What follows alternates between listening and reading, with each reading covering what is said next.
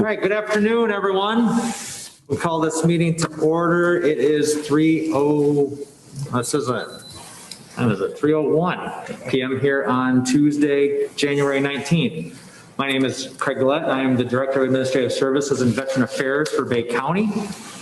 And today is our organizational meeting for 2021. On the agenda for today, we have a couple things. We're going to designate a temporary chairman to conduct the election, and then hold the election for officers, chairman, vice chair, secretary, and sergeant at arms for 2021. Yes, sir. I nominate Craig Goulet for the temporary chairmanship of this meeting. Thank you. I second that nomination. You already beat me to it. All right. You guys are. That was item number. First thing, let's do a roll call real quick. If that's okay. Vaughn? Here. Marilyn? Here. Mike? Here. Troy? Here. All right. Quorum is present. Item number 3, designation of temporary chairman. We did have a motion and I missed the second. I'm sorry. Who seconded? I did. Thank you. All right, with a motion and second, all in favor, say aye. Aye. All opposed, same sign. Motion carries. Thank you very much. In that case, my first order of business will be to the election of the officers for 2021. First up is the chairman. So what we'll do, like we've done in previous years, is ask for a motion or ask for a nomination 3 times from the floor, at which point then we will go through and do the, affirm that they accept the nomination and then do the nomination itself or the vote itself. So do I have any nominations from the floor for chairman for 2021? I nominate Vaughn McGick.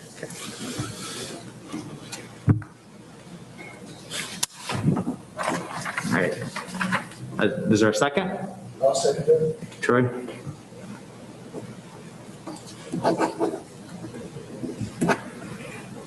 All right. Any other nominations from the floor? Any other nominations from the floor? All right. Commissioner Begic, do you accept this nomination? Yes. All right. So with the nomination and acceptance from Mr. Begic, I ask that the nomination be closed, or a motion for the nomination be closed and a unanimous ballot cast for Commissioner Vaughn Begic to serve as chairman for 2021. I'll entertain a motion for that. I move the nominations be closed and 1 unanimous ballot submitted for Vaughn McGick for chairman of the Veterans Affairs Committee, excuse me. Thank you, sir. Do I have a second? Second. Okay. Thank you. Sure. All right. Motion is second. All in favor, say aye. Aye. Aye. All opposed, same sign. Motion carries. Congratulations, Mr. Chair. Second up is vice chairman for 2021. Do I have any nominations from the floor for vice chairman for 2021? Yes, Can ma'am. I nominate myself? That's a really good question. I'd like to nominate her. Okay, so there we go. All right, Troy with the motion. All right, is there a second? Second. All right. Thank you, sir. Any other nominations from the I floor? want to be secretary. Last time, any nominations from the floor? All right, with no other nominations from the floor, and Ms. Lazarus, do you accept nomination for vice chairman?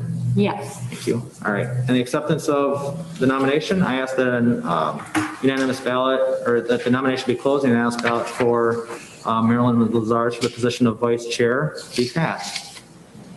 I make a motion the nomination be closed and unanimous ballot for Maryland for vice chair be cast for the Thank you, sir. Support. Support. All right, all those in favor say aye. Aye. Aye. All opposed, same sign. Motion carries. Congratulations. Third position will be secretary. I have a feeling this will be the popular one. Are there any nominations from the floor for secretary for 2021? I would like to nominate Troy Stewart. I second that nomination.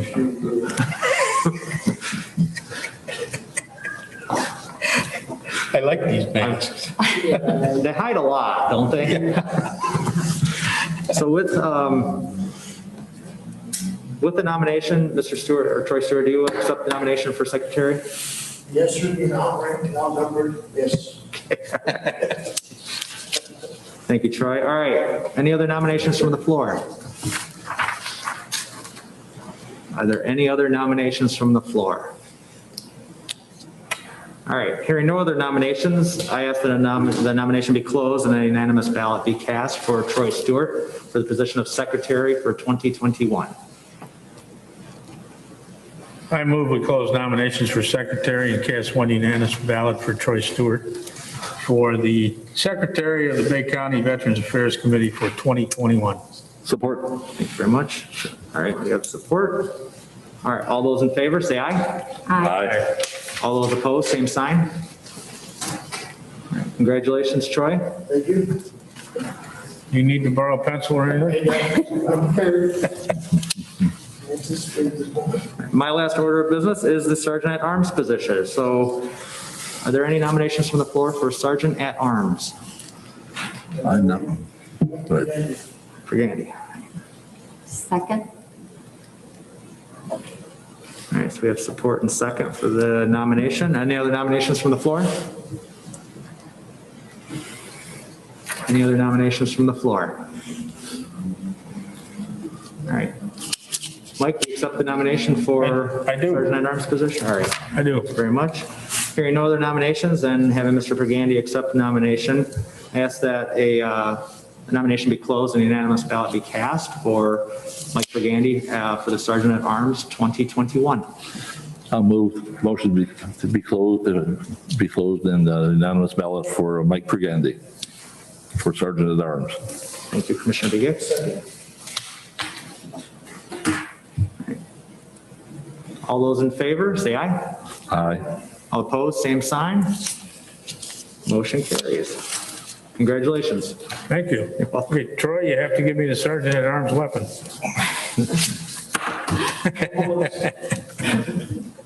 This concludes my short stay up here on the seat, and I will turn the meeting over to Commissioner Begich. Thank you very much.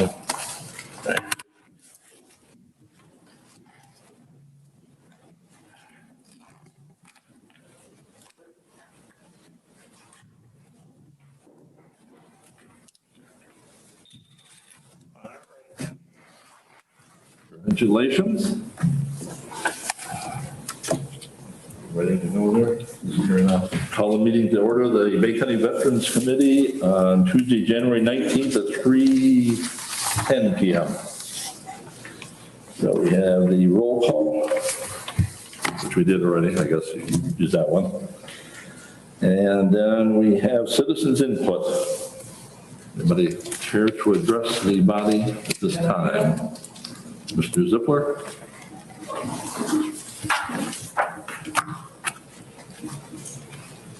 First off, I want to thank Vaughn for getting our drivers and some of our honor guard members and other veterans in to get our shots. We really appreciate it. Yeah. Second, Craig, we spoke about 2, 3, 4 months ago regarding a lockbox for the keys for the vans. Did you ever get that? I have a note, and I will get back to you. You want me to do this? Third, we had a meeting with our drivers this past Saturday. Unfortunately, we've only got 4 committed to drive. To run a Monday through Friday schedule, we need a minimum of 5. 6 would be nice, but 5, but we only got 4. And if all we're going to have is 4, we're going to have to cut back our services. Monday through Thursday, and a maximum of 8 per day. They don't like to do that, but what are you going to do? We're still looking for drivers. And if we get that 5th one, Sixth one would be better. If we get a fifth one, we'll try to go Monday through Friday. You want to give your phone number so they can call you? You'll be on TV, so if you want to. Sure, my number is 415-9885. If you want to volunteer. And I guess, what's the time frame between shots? Is it 2 weeks, 3 weeks? 21 days. 20, what'd you say, 21 days? 21 days, yes, sir. Yeah. Well, hopefully, mid-February, we can get back on the road. And then again, next month, we can talk about our increase in our stipend per passenger. But no sense talking about now, we're not on the road. So. It's a list that's submitted in communications from Ms. Lazar, so we will be talking about it. Okay. Yeah. Yeah, we're gonna need the keys and the box to put them in, and we'll roll from there. No questions for me?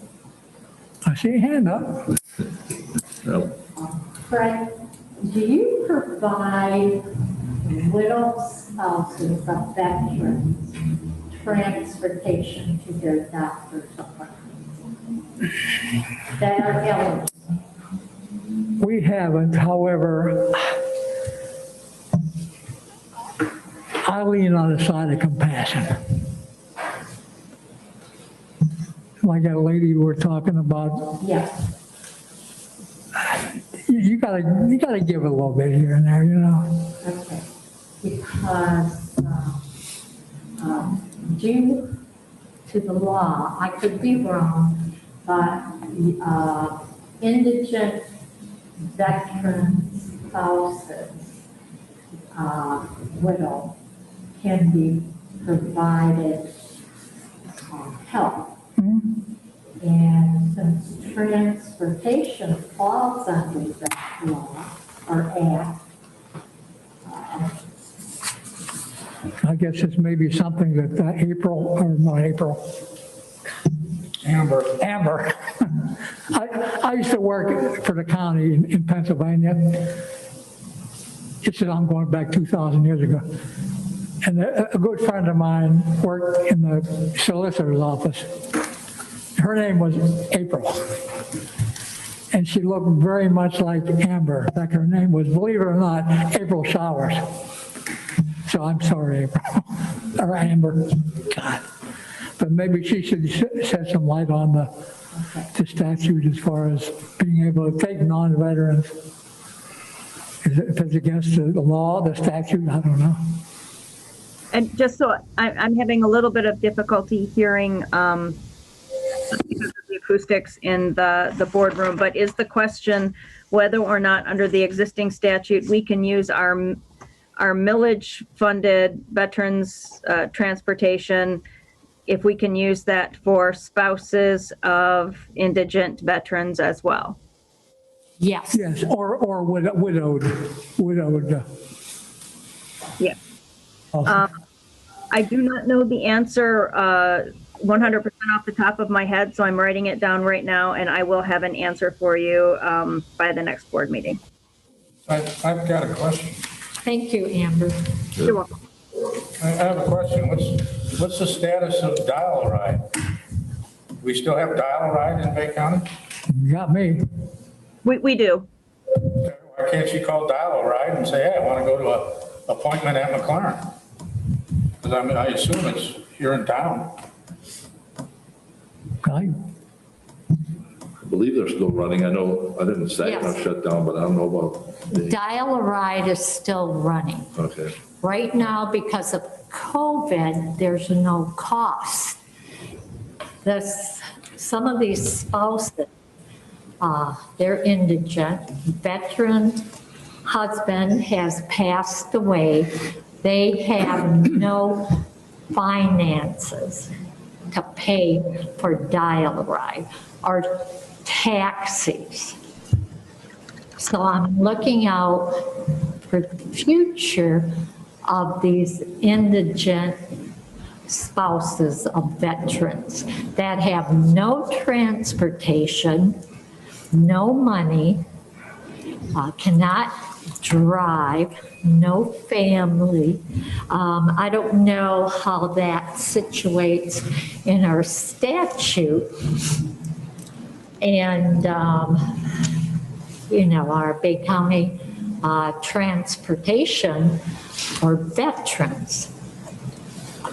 I'll check with Dial-A-Ride and see if indigent people can use it. I think they can. If you got something saying, hey, I'm broke, I'm on Social Security disability, or I'm just on Social Security, I think you can use it for free, but I'll check. But not to Saginaw, though. I don't think they go to Saginaw. Bay Metro doesn't. Well, Bay Metro transports. does the individual go to Saginaw for a doctor's appointment? I don't believe No, they do. no, Well, yeah. Bay County. She goes here in Bay County for the doctor. Right. She's not going to the VA. However, I'm talking about one indigent spouse of a veteran. I don't know, about future indigent spouses of a veteran. And they're elderly, have medical issues, can't drive, no family. How does that? I think I hate to say this, Marilyn, but I think there's other organizations such as DHHS in the county that are set up to take care of those kind of people and assist them. And I don't know. I'm pretty sure they are. DHHS is out, Just AAA taxi, I've seen some of those. AAA taxi. I mean, they used to do a lot of Yes, stuff. I don't know. I'll check with DHHS and Dial-A-Ride. There's got to be, for us to fill a void that's not there, I don't think it's necessary. If there is a void, then yes. But I think there's other organizations that take care of that business. I'll just put on the record that we've never had any widow ever call for a ride before. Never, and Yeah. the Lord knows. Yes. Question, Fred, about the shots. They have to go to Saginaw, the VA, the ones that are getting their shots in Saginaw. So are you transporting any of those, or are they finding their own way? No, they're getting their own way. Yeah. So that could be an issue, because that'll be coming up here pretty soon. There are some getting them already. I talked to a veteran last week who got a shot that day. Well, I had an appointment this morning, not for a shot, for cardiology. And they told me, well, they're working from the oldest back. Yeah. And as far as she knew, they're back to 75. And it's not, I'm a geezer, but I'm not that much of a geezer yet. I'm working on it. At least we're better than other states. We're starting with the young people first and then getting the elderly later. I can't remember what state it was, but they were starting with the young people who were working and then doing the elderly last. And so we're in the reverse of that. Well, one of our drivers, he's had his first shot already at the VA. Yeah. That's why I didn't turn his name in, because let him stick with the VA on their schedule. Any other comments, questions? All right, we'll try to get that answered. Okay, thank you. So we have petitions and communications. We have a long communication from Marilyn Lazar. So I don't know if we want to go through that as our first item, which I have here somewhere. I know one of the items was the bylaws or the administrative procedures. Oh, yes. I don't know which order you want to go through your We can- list there. We can go through the bylaws. I received the final draft, and I guess it's under administrative procedures. Article 8, 8, yes, absence. Number 2. It says committee members must be physically present to vote on issues considered at our committee meetings. Well, I'm just wondering, we have this issue with COVID. If somebody Zooms in, which would be visual communication, do you still accept their vote? Do we need an exception to the rule? Because if we have to physically be at the meeting, I don't see us getting anything done. Craig and probably Amber has a question too, or an answer to that. Oop, I'm sure I'll defer over to. yes. Okay, Amber. What the full Board of Commissioners has done and what many of the other municipal committees and commissions have done, they have this provision in their bylaws, but what they do is they have a motion during the pandemic when absence is allowed to waive that requirement. So the committee can waive that requirement of their own bylaws, stating that until further notice, electronic participation can be allowed. And then you would just basically have to have another motion on the record to rescind that waiver when you made the determination that that was over, if that makes any sense. There's an executive order, and I don't know if it's the last one that extended it, that we can do, that you can do that your committee can do it, but we should have a motion to waive that requirement, I guess, at this point until. I think Marilyn's got a good point. I think we need to change it in the administrative rules, because if I'm laying on the beach in Key West and I want to come to a meeting, I should be able to Zoom in. So I think it's very easy to change number 2 and just say, committee members may attend a meeting via Zoom when coordinated and approved in advance. The Open Meetings Act does not allow that. I don't think. Great. So what Amber was saying is just have a motion specifically for the pandemic being the reason to allow temporarily voting through Zoom or some other means.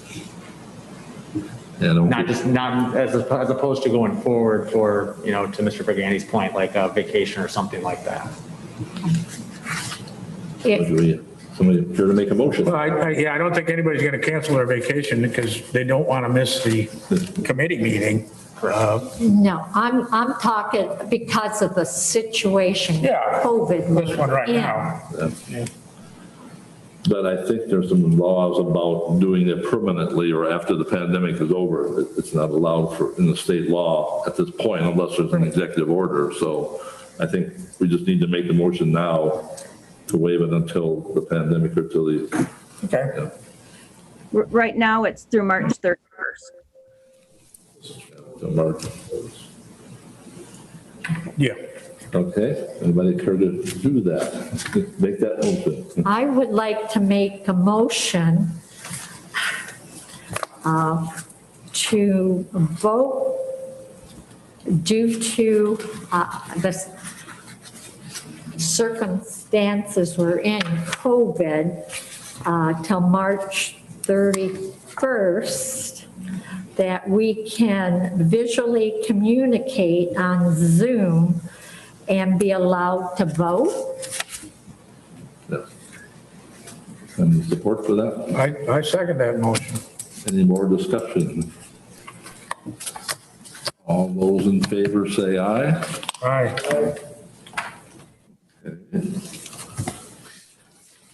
Your second point there, you have the list, I have the list.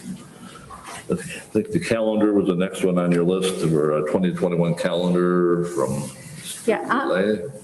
Yes, I'm just requesting Craig makes up a calendar for 2021 of all our meetings are scheduled like you did in prior years.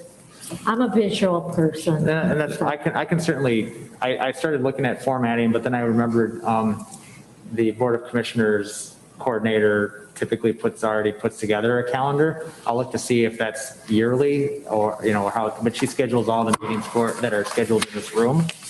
So I'm not recreating the wheel. I might look to see what she has, get a copy of it, and I can forward it all out. If not, just specifically for us, I can make one relatively easily. And possibly put a link on our webpage.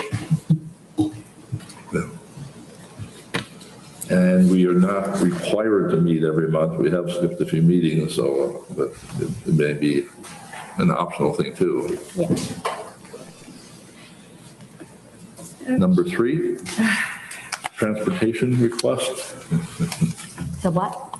I don't have, Yeah, it's a transportation request for compensation increase for drivers. Oh, yes. And compensation for the scheduler.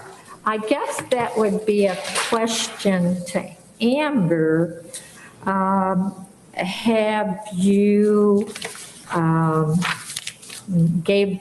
is there any recommendation for the Helping Hands, food pantry for assistance from the county Veterans Committee, and also the person who applied for a flower grant? What? Garden. Yes. Garden club. The garden club. Okay. I did receive the question. I did some research on this. Unfortunately, governmental entities are not allowed to make charitable contributions unless specifically designated by statute. I have been unable to find any statute that would allow us to utilize funding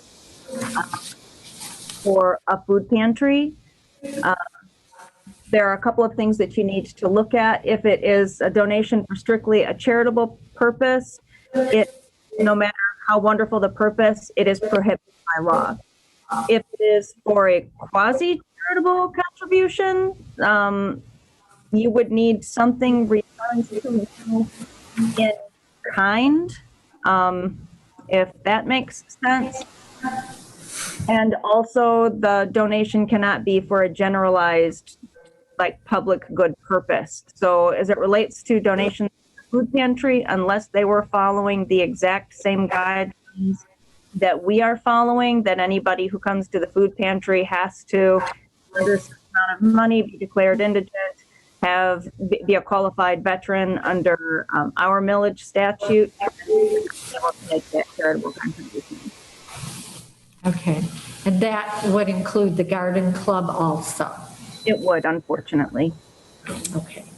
Yeah, I think when we talked to both those organizations at the last time they were here, we recommended that they contact the veteran service organizations in Bay City, in Bay County, which would be AMVETS, the PLOG, the American Legion.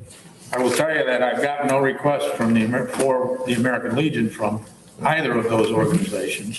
Fred, have you gotten anything from AMVETS? Have you gotten anything from PLOG? No. VVA did, and I think we turned them down, actually. Yeah. You know, as you said before, there's a lot of food going out by other agencies in the community, and I don't think they're following the means testing and making sure they're indigent veterans and things like that. So we're not. All you got to do is, there was a big one on Madison the other day at the church that Bruce used to have his stuff in. They were lined up across Madison all the way down past Bernie Park there. And then there was another one, where the heck was that? Salvation Army does a meal every day. Yeah, Salvation Army does. Yeah. I think they had the other one over at Bradley House, if I'm not mistaken. Yeah. And, you know, vehicles, no, it was on Water Street. It was at the Y. Well, vehicles lined up for 2 miles down the road to get their food. So, you know, I don't think people are starving to death in Bay City. I hate to say that, but I don't think they are. I know several of the restaurants have done, I know the Vino's did a chicken dinner Sunday, they're doing another one. Some of the other restaurants have done some food things also, so. And, you know, the Legion, if we have food left over, we haven't had any lately because we've been closed, but, you know, we'll take it over to the women's shelter and I'm sure they give things out to needy. And unfortunately, some of those organizations haven't been taking food because our Lions Club used to, but then with the pandemic, some of them weren't. I don't know if they've got starting back up again or not for free food. The flowers, by the way, I made a donation. It's going to be over at Vets Park as you come in. There's a divider as you drive in by the pool there.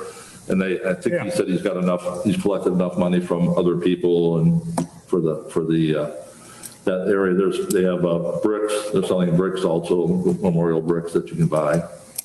That'll be done this summer. So I think he's okay.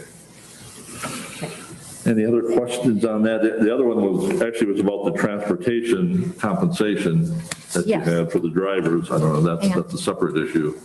I would like Craig to go over his grid that you sent us in the email. Just explain it a little bit to us and. Yeah, unfortunately, I didn't, that's the one piece of paper I didn't bring was the grid. However, I do remember compiling all the information. It was difficult to get together data, especially from last year, because for a vast majority of the time during the year, we didn't run. So the numbers are high, I took a lot of the numbers going forward based off of what was 2019, as far as the number of passengers that were transported and those types of things, and just did my best. If we really wanted to get down into the nitty gritty of it, I would question to some degree the amount of accuracy that would be. I wouldn't take a large bet on those specific numbers, but at least gives us a good idea of what we're looking at. However, if I'm not mistaken, I referenced the totals that we're going to be incurring this year with converting the staff from contract employees to county employees, and that will have an impact on our budget as well, even though some of the is being taken up by the grant, but the county itself and the millage will receive some of that incurred or increased cost. So unfortunately, I'm personally not comfortable recommend, other than just presenting data at this point, because I don't have, everything I'm a very data-driven person, and I don't have everything necessarily in front of me to give a good, what that would impact the budget. It would impact it. I just don't quite know to what extent. If it would start, have us go into the red every year, that wouldn't, I wouldn't recommend doing that. Well, the reason I bring this up is because I believe it was October, Fred came and asked for an increase for the drivers and to pay the scheduler. And at this time, I don't know if it's financially feasible. Correct. So. All right, so we'll hold off on that for now? Yes. Okay. And there was an update from the Veterans Affairs Office from Mark on the number of veterans seen by the office in 2020, which you sent to us. Yep, I did send it if there were any questions. Total, well, it's kind of, so there were 814 that we saw for VA affairs. There were 56 total due to COVID, unfortunately, that we saw for soldier sailor affairs. And then for burials, we did about 209 total, including veterans and spouses and markers. So you're a little slow in April, May, and June. April and May. Well, and actually, if you look those numbers, we track those quarterly, not monthly. Mm-hmm. On the spreadsheet that I use to track, I track monthly. Actually, we track daily based on calls, visits. The other ones we track it just as the burials come in. We do a bunch of them. We send them off and keep them usually in quarters, not as they don't come in daily. Mark, do you have rules and regulations you follow when a veteran comes in and they can use the emergency relief fund? There are no set defined rules other than we follow, obviously, what Amber and her staff have given us, which I did provide a copy of what we were working off of and based on what we know from the statutes and the laws from the state. In addition, we're working with what has been previously handed down to us as far as what indigent needs mean and what we currently provide for rent, mortgage, utilities, consumers, city, other municipal type. And you handed those out today? I gave him to Vaughn. That's one of them, yes. And there are copies of the laws. He said he gave him the state laws. He said he gave you a copy. Right. Okay, I know, I have a draft here. When we were Bay County Soldiers and Sailors Relief Commission, and there's rules and regulations. Is this what you're following, or? No, actually, I don't have that. Okay, so you do not have rules and regulations? That I do not have, no. Okay. Yeah, I think there's some general guidelines from the state, but I think there's a little, maybe wiggle room for the people down there to interpret, I guess. I think the indigent thing was the thing that, Correct. Indigent and emergent are the biggest determining factors. So, and then according to the law, we can only give them $10. Well, obviously that's not going to help anyone, so. So if a person comes in, a veteran, and you have eligibility requirements, you have documentation, what is needed. Correct. And then do you help, how often? Once every 2 years? Once every 6 months generally, depending on the type of need. If they're just asking for food or gas, generally once every 6 months. If it's a larger utility bill, once a year.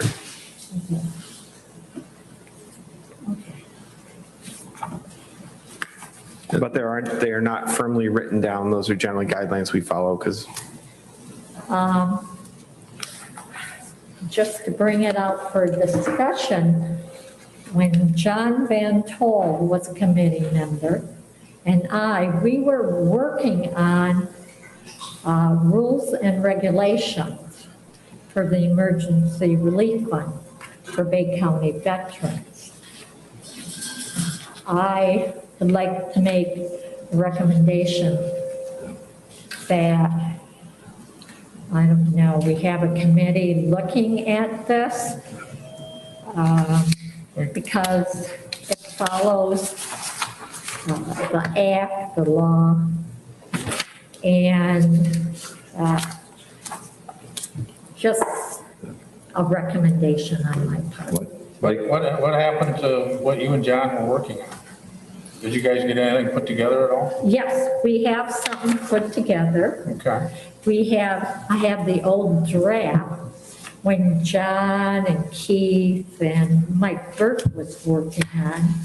And So then. that's the old draft from the Soldiers and Sailors Relief Commission. Correct. I didn't know if that was what they were following. And I'd have to it follows the act of. Well, I would think that the old guidance for the Soldiers and Sailors Relief Commission doesn't really fit the Department of Veterans Affairs. Now, it may be a starting point for Yes. something to put together, but it's got to be totally tailored for this organization. Right. And Then it's these- got to go through corporate counsel to get her Correct. approval or get her recommended. So, but nobody, Craig, you didn't receive these rules and regulations. I don't recall receiving a draft, but structurally and organizational wise, it was apples and oranges. Yeah, two of the members had to approve and they would sign a document and it was totally different than anything that we're doing today. So, Okay. I would recommend that the alternate chairman coordinate with the director and come up with a proposed rules and regulations. and I'll appoint a committee. Yeah. Maryland could be on that committee, right? Marilyn and Craig. And I'll be willing to be on it too. So Well, no, I meant Craig. Craig, yes. So we have three. Because Craig, I think, has what we're currently using and is one of the decision makers on that. And you've got what we had at one point in time.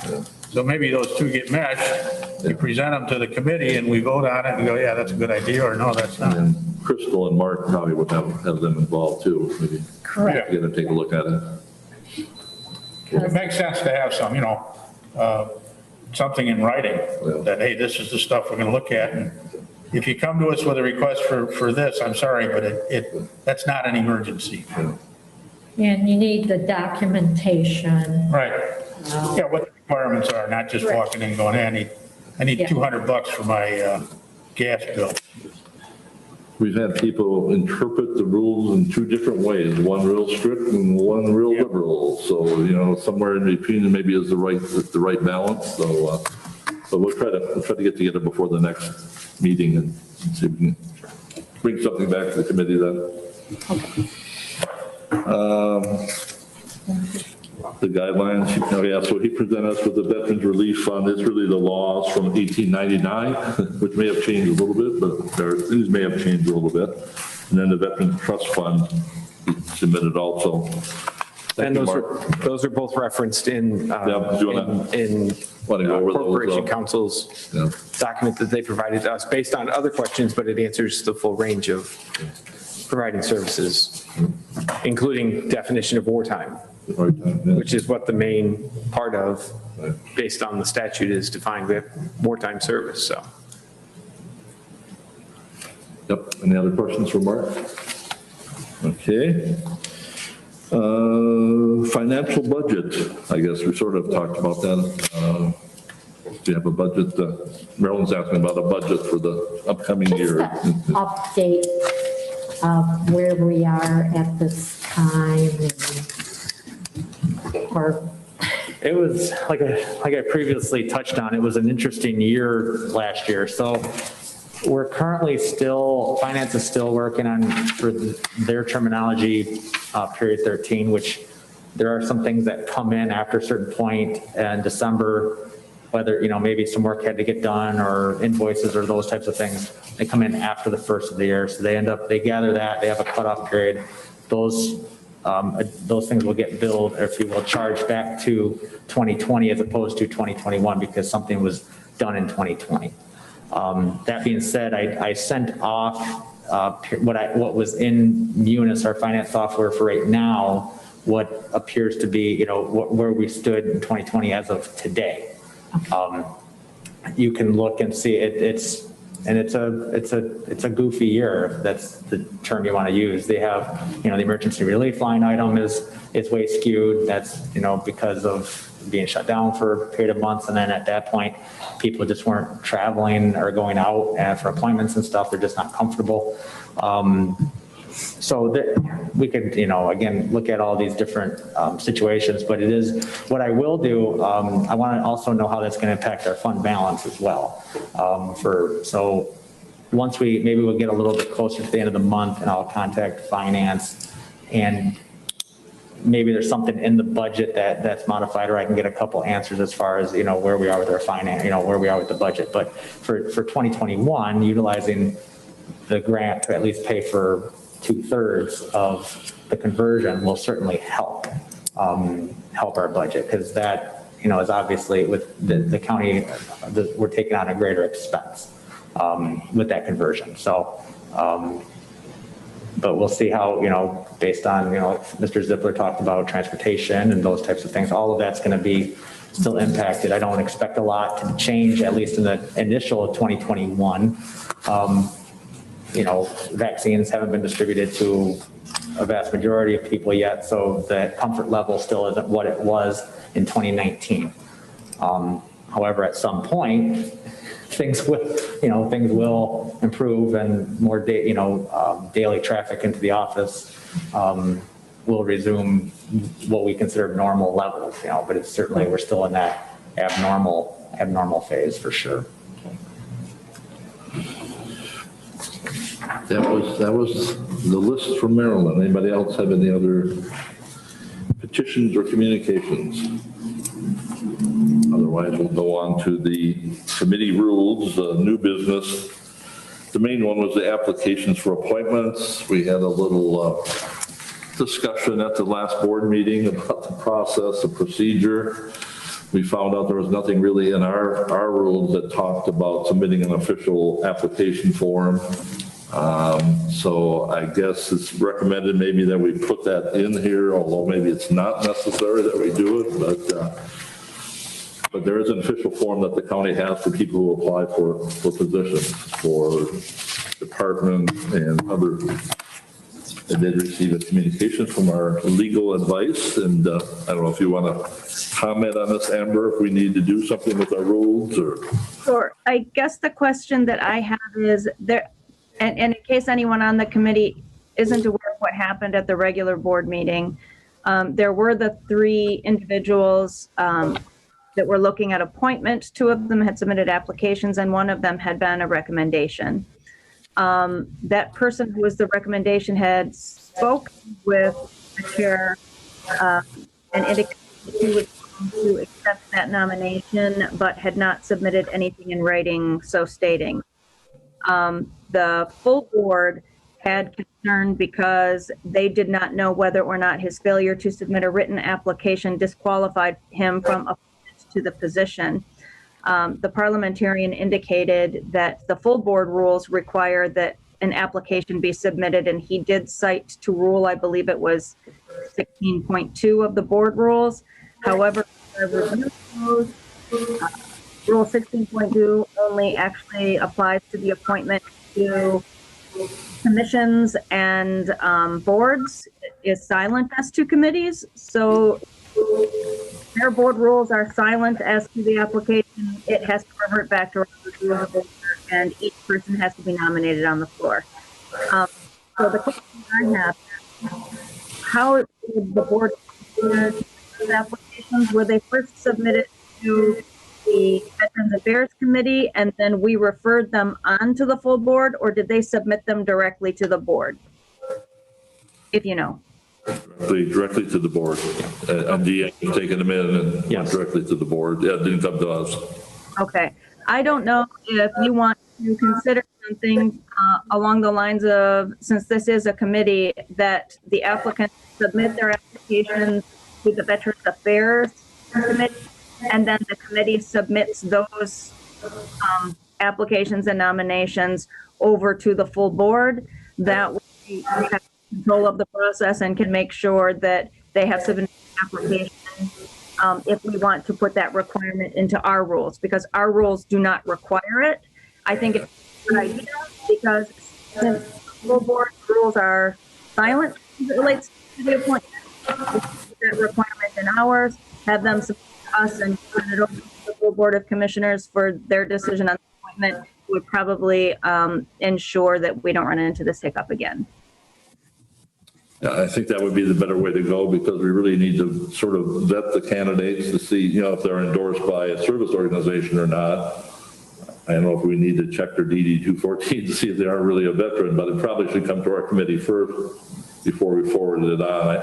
I think that's usually the way the mental health board works, that they go to the mental health board and then they forward it to the full board. So we would need to put that into Article 14, probably on page 4 at the bottom, talks about vacancies, filling vacancies, and the verbiage on it. Maybe our lawyer would like to write up the verbiage. I will come up with something for you, no problem. Okay, so we can get that, and then, Yeah, because the last time that, what we got was a letter.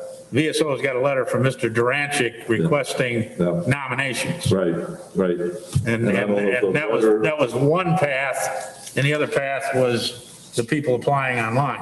Right, Or and I'm not sure if that letter said what to do. If you that letter said, please recommend someone, if you have somebody, please Right. recommend them. So Yeah, he the was American Legion recommended someone via a memorandum So you directly to the board. And you wrote the letter, so I think it'd be good if we came to the committee and we can Makes sense.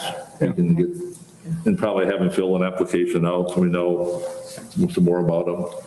But the question for Amber then is that something we have to change in our rules? Or is that something that the county commissioners need to change in their rules? I think maybe it needs to be a little bit of both. I think we should put it into our rules, and I think that the Board of Commissioners needs to implement it in theirs, because right now their board rules are silent as it relates to appointments to committees. And so as it relates to the people who have submitted the applications already, I mean, that's already a done deal. So what we're looking at is changing this for future applications. But because the full board does not have any rule related to the appointment to committees, I think what's going to happen at the next full board meeting is that a commissioner have to nominate each person that is considered. Just because they nominate them doesn't mean they have to support them. It's just, I nominate this person to be considered, and they're going to have to the record. And I'll make sure that the board chair of the full board is aware of that before it starts next month. Let's go that route then, have it come through us. Is that okay? It makes sense for us to take a look at it and determine if we think, you know, if is the person really a veteran? Are they qualified? Right. Because I think that's going to happen again next January. We have two positions up this, end of this year. Yeah. We did a 1, 2, 1, 1, 2, 1, 1. We did Yeah, one 1, this 2, year, 1, 1. 2, 1, and then 1. So yes, we have to the end of the year. So, Sooner than that. So I had one other point in the bylaws. We don't have a sergeant, we have a sergeant at arms in the administrative rules, but we don't have a sergeant at arms in the bylaws. Does that make the difference, or do we need to, we have chair, vice chair, secretary, and no sergeant at arms in the bylaws, but we do have it in administrative procedures, so, Well, let me ask you, I'll add them in. yeah. let me ask you a question. Sergeant at arms into the bylaws. Let me ask you a question. I was just nominated and selected to be sergeant at arms. What are the duties of the sergeant at arms? Do we really need a sergeant at arms? Closed meetings, if we have a closed meeting to discuss something that needs a closed meeting, then you would lock the doors and make sure everybody gets out that's not involved. Okay. And if it's unruly, if it becomes unruly here. Not supposed to do usually something doesn't about happen. that? We haven't been too unruly yet, but you get to lock the doors Okay, I can do that. and shoot people out. All right. Any other thing in the administrative rules or bylaws that anybody saw? I took a look through them. Have we ever actually approved these things? Maybe we can wait till we get the additions to it and approve it all at the same time? Yeah. That's okay? I think that was something that we were talking about before all this COVID stuff started. Yeah, we sort of been doing the draft version of it. I don't think we ever finally approved them all. No, I think I sent the draft out to everybody, but, Right, we have it. I sent it out. yeah. And I have actually condensed a couple, I know that we talked about it, I had condensed a couple of portions of that as well. So I will make sure that that gets out to you with the new edition as well. Okay. And the one I have here says final draft. That's the one I sent out, I believe. Okay, That is not the final draft. maybe that's not the camera. It's the semi-final draft. Final draft. Let's see, anything, the other thing in here is, see if I can find it out. Oh, it's about approving these rules, administrative procedures and the bylaws. You have to read them once, but you can also pass it. I saw unanimously. If we voted unanimously, you can pass it. We could do it next month if we all agree. If you don't agree, then you have to have a reading and then vote on it the following time. If Amber has the final draft All right. out to us, then we could vote on We it could vote on that. committee. It have to be, it has to be unanimous then. Otherwise, we have to read it and then come back in the month. Anybody see anything else in the administrative procedures and bylaws? That's all I had. Any other new business? Miscellaneous, I did talk to Mark about the name of the person out front, and we're still looking for somebody to do it. It's a little chilly right now to do it, but if anybody knows a monument company who does engraving on the monument walls, I just remembered the name, it was Etchworks out of Taos, who did some of the Afghan names on the wall. We're not sure if they're still in business. Mark's going to take a look into it. If anybody knows of any other ones, we can go for bids. All right. We are giving some vaccines for some veterans tomorrow. We got some vaccines freed up at the health department that they have to use within 5 days. So we got spots for 30 people to get the vaccine. What time are they going to start? Starts at 9:30 tomorrow. But you want to get it now, or how many months has it been since? You've been a couple months now, isn't it? November. Yeah, I guess I'd have to ask the health director what he would say. Do you want me to find out for you?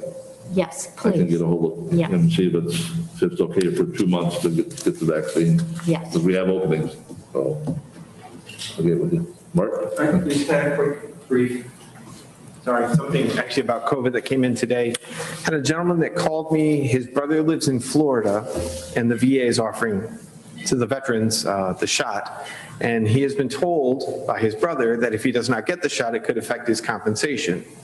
We have been told by the VA through numerous press releases and other things that that is not supposed to be true. So I just wanted to get that word out that we're hearing what veterans are saying, but we're hearing what the VA is telling us that that is not supposed to be true. That just That's on the Alita Lutz webpage. I know. That's one of the places I've read it from multiple times because it keeps coming to us like once a week where they talk about the shot. It says, yeah, it's not It will going not affect to your affect your compensation level compensation. if you do not get the shot. So I just wanted to, Yeah, I haven't heard. we're hearing both sides of that story, so. Gotcha.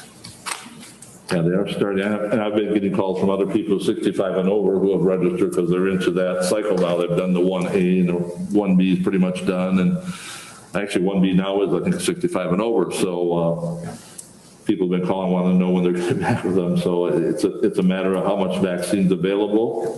If they can get enough in, how many people can give shots. That's the other thing, is setting up the clinics and having people to administer the shots. I know the pharmacies are doing a lot of it, like in the nursing homes and at pharmacies also. But the VA is giving them, so I know some veterans have been getting them now. So there's other veterans out there that should definitely register with the VA. Now, the other issue is people who don't have computers. There are people that don't have computers. I had a veteran today I talked to who says, I don't have a computer, I don't plan to get one, and how do we get on? So we got him signed up, but I think they're supposed to call. I think it says somewhere to call the health department then if you don't have a computer to do it. So hopefully. You're talking about Ed Plaza? Ed doesn't have a computer. Yeah.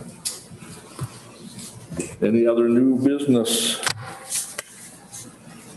No announcements, otherwise a motion to adjourn is always in order. Make a motion to adjourn. I second that motion. All those in favor say aye. Aye. Aye. One of our longer meetings.